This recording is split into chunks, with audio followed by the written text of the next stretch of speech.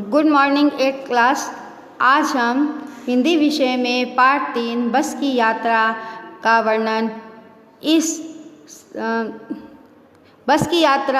का वर्णन इस पाठ में करेंगे। प्रस्तुत जो गद्यांश है हमारी पाठ्य पुस्तक बसंत से संकलित हरिशंकर परसाई की कहानी बस की यात्रा से लिया गया है। लेखक अपने 4 मित्रों के साथ शाम 4 बजे की बस से पन्ना शहर पहुंचना है।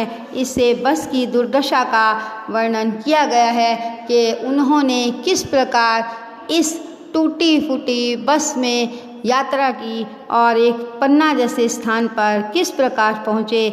इसकी बस की दुर्दशा का वर्णन इसमें बताया गया है। बस की दर्दर दशा देखकर लेखकों को विश्वास नहीं हो रहा कि बस चलती भी होगी या नहीं। लेखक और उसके मित्र बस की हालात देखकर उससे यात्रा करने में हिचकने लगते हैं। उन्होंने उस बस को बूढ़ी दादी की संज्ञा दी कि इस प्रकार जर्जर अवस्था में टूटी फूटी जो बस थी, तो ऐसा उनको प्रतीत हो रहा था, ऐसी कल्पना उन्होंने की कि जिस प्रकार एक बूढ़ी दादी जो अपनी वृद्धावस्था में है, वो जर्जर अवस्था में है, तो हमारी बस भी एक बूढ़ी दादी की तरह लग रही थी। बस में से देखे जाने वाले प्राकृतिक दृश्य भी डरावने लग रहे थे।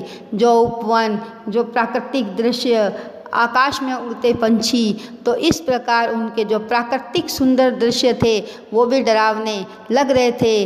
वृक्ष, पेड़ पौधे, जिस प्रकार नदियों की कलकल, जो भी प्राकृतिक दृश्य उसमें आते थे एक स्थान से दूसरे स्थान तक, लेकिन लेखक ने ये उसकी कल्पना किया कि वो हमें एक डरावने सर्प की तरह लगते थे, क्योंकि कभी भी उससे टक्कर खाकर इस बस से दुर्घटना हो सकती है। इसलिए उनको सुंदर दृश्य भी जो थे वो एक बहुत ही डरावने लग रहे थे।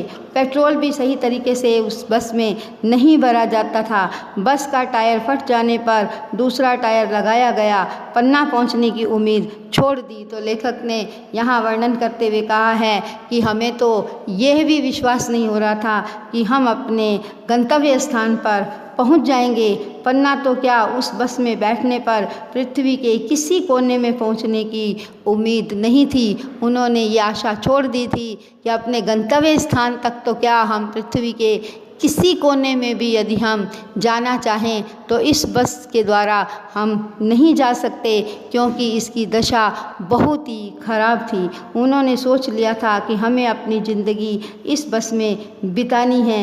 ये सोचकर लेखक के तनाव, उतावली खींच, सभी भाव समाप्त कर दिए गए और बेफिक्री से यात्रा करने लगे। तो इस प्रकार उन्होंने ये सोच लिया कि हम यदि उस स्थान पर नहीं पहुंच पाएंगे तो हमें इस बस में ही यात्रा करनी होगी और हमें किसी प्रकार का भय नहीं रखना चाहिए। इस प्रकार अपनी मानसिकता को बनाए रखने के लिए उन्होंने सब उम्मीदें छोड़ दी, तनाव भी उन्होंने ख़त्म कर दिया और सभी प्रकार का जो खींच और क्रोध मन में आ रहा था कि ये सरकारी जो बस है इसकी जर्जर अवस्था है और हम किस प्रकार इस अपने गंतव्य स्थान पर पहुंच सकेंगे, उन्होंने ये उम्मीद छोड़ दी। जब व्यक्ति अपनी मानसिकता को एक संतुलन बनाए रखता है, संतुलित कर लेता है कि ये कार्य तो होना ही है, तो उसका संतुलन, मानसिक संतुलन जो है एक स्थिर हो जाता है और वो उसका तनाव भी कम हो जाता है और उसी अवस्था में जीने का अधिकारी हो जाता है और वो बेफिक्र होकर यात्रा करने लगे। इस प्रकार उन्होंने बस की यात्रा की और अपना जो चित्रण बस की यात्रा का था इस गद्यांश के माध्यम से बताया कि हमारा जीवन जो था किस प्रकार अव्यवस्थित हो गया था, लेकिन फिर हमने अपने आप को संतुलित करते हुए अपने मानसिक का संतुलन बनाए रखने के लिए हमने वहाँ अपनी खींच, तनाव सब छोड़कर उस बस में यात्रा करने का निर्णय लिया। तो इस प्रकार अपने इस संस्मरण में हरिशंकर जी परसाई जी ने बस की यात्रा का वर्णन इस लेख में अब विद्यार्थियों को समझाया है। तो इस पाठ का यहीं समापन होता है।